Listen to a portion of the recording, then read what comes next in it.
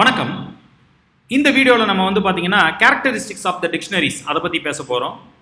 டிக்ஷனரிஸில் வந்து பார்த்தீங்கன்னா கேரக்டரிஸ்டிக்ஸ் வந்து பார்த்தீங்கன்னா unordered collection of data, not a sequences. கண்டிப்பாக வந்து அன்ஆர்டர்டாக இருக்கிறதுனால இது நாட் எ சீக்வன்சஸ் தான். Keys must be a unique keys. அடுத்து வந்து பார்த்தீங்கன்னா மியூட்டபிலிட்டி. இதுதான் வந்து கேரக்டரிஸ்டிக்ஸ் ஆஃப் த டிக்ஷனரி அப்படின்னு சொல்லுவோம். ஒரு உதாரணத்துக்கு நம்ம ஒரு டேட்டா அப்படின்ற ஒரு டிக்ஷனரி எடுக்கிறோம். இந்த டிக்ஷனரியில் வந்து பார்த்தீங்கன்னா இப்போ நான் கீஸ் டிஃபைன் பண்ணுறேன். Name is Pratheesh and then age is 21, city is Salem. So I have the data நமக்கு கிடைச்சிருச்சு, டிக்ஷனரி கிடைச்சிருச்சு. இதில் நேம் வந்து பார்த்தீங்கன்னா ஏஜ் வருது, சிட்டி வருது, அடுத்தது நேம் வருது. ஃபஸ்ட்டு நான் சொன்ன விஷயம் என்ன அப்படின்னு பார்த்தீங்கன்னா very important is unordered. Dictionary வந்து unordered set of key value பேர்னு சொல்லுவோம். It values can contain reference to any type of object. அதனால இது ஒரு அன்ஆர்டர்ட் அப்படின்னு சொல்லுவோம். நாட் அ சீக்வன்ஸ் அப்படின்னு சொல்றோம். லிஸ்ட்லாம் வந்து பாத்தீங்கன்னா இண்டெக்ஸ் பண்றோம். 0 1 2 3 அப்படின்னு சீக்வன்ஸா இண்டெக்ஸ் பண்ணுவோம். அதுதான் சீக்வன்சஸ் அப்படின்னு சொல்லுவோம். ஏன்னா அது ஆர்டர்டு. இங்க வந்து அன்ஆர்டர்டா இருக்கிறதுனால இட்ஸ் நாட் அ சீக்வன்ஸ். இதுவும் சீக்வன்ஸா கிடையாது. ரேண்டமா எடுக்கிறோம். ஆக்சஸ் பண்றப்ப பாத்தீங்கன்னா டேட் ஏஜ் அப்படின்னு நான் கேட்கிறேன். எனக்கு ஏஜ் கிடைக்குது. டேட்டா டிக்ஷனரி நேம் கேட்குறேன், எனக்கு நேம் கிடைக்குது. அடுத்தது யூனிக் கீஸ் அப்படின்னு சொல்கிறோம்.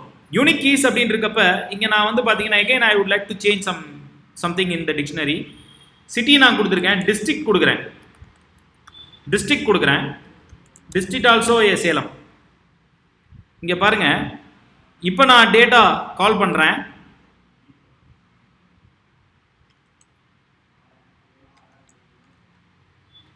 இங்கே எனக்கு டிஸ்ட்ரிக்ட் வந்துருச்சு, இங்கே சிட்டியும் இருக்கு.